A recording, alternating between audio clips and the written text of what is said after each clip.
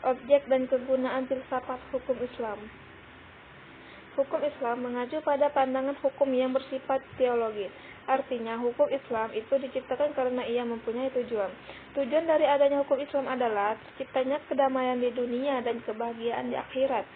Jadi, hukum Islam bukan bertujuan meraih kebahagiaan yang fana dan pendek di dunia semata, tetapi juga mengarahkan kebahagiaan yang kekal di akhirat kelak. Inilah yang membedakannya dengan hukum manusia yang menghendaki kedamaian di dunia saja. Tujuan hukum Islam tersebut merupakan manifestasi dari sifat Rahman dan Rahim, maka pengasih dan maha penyayang Allah kepada semua makhluknya. Rahmatan lil alamin adalah inti syariah atau hukum Islam. Keberadaan syariah tersebut dapat menegakkan perdamaian di muka bumi dengan pengaturan masyarakat yang memberikan keadilan kepada semua orang. Keadilan sangat mulia di hadapan Tuhan dan sifat adil merupakan jalan menuju takwa setelah iman kepada Allah. Hukum Islam dalam upaya menegakkan itu semua harus siap menghadapi kejadian baru yang timbul karena perkembangan masyarakat dan perubahan suasana. Oleh karena itu, pengkajian filsafat hukum Islam mutlak diperlukan. Keberadaan filsafat hukum Islam akan menegakkan hukum Islam dan memberikan jawaban terhadap tantangan zaman dan merupakan hukum terbaik sepanjang zaman bagi semesta alam. Sebagaimana dikemukakan sebelumnya, setidaknya ada 5 sistem hukum yang hidup dan berkembang di dunia, yaitu yang pertama common law yang juga dikenal dengan Anglo-Saxon. 2.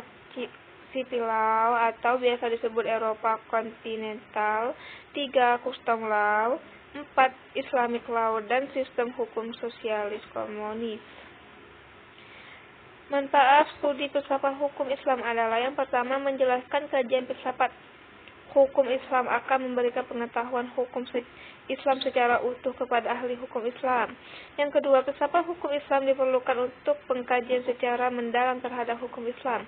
3. Untuk mewujudkan hukum yang berkeadilan yang senantiasa sesuai dengan kondisi zaman. 4. Pengkajian filsafat hukum Islam memungkinkan pemahaman Islam secara menyeluruh dengan ilmu-ilmu agama lainnya.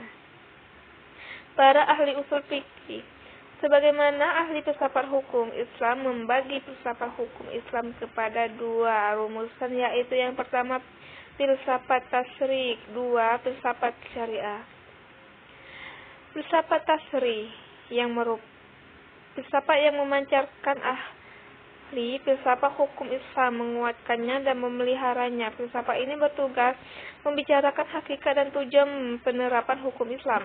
Filsafat tasyri' terbagi kepada pertama, Daim al-Ahkam, dasar hukum Islam. Yang kedua, Mabadi al-Ahkam, prinsip-prinsip hukum Islam. 3. Usul al-Ahkam, pokok hukum Islam atau Mashadir al-Ahkam, sumber-sumber hukum Islam.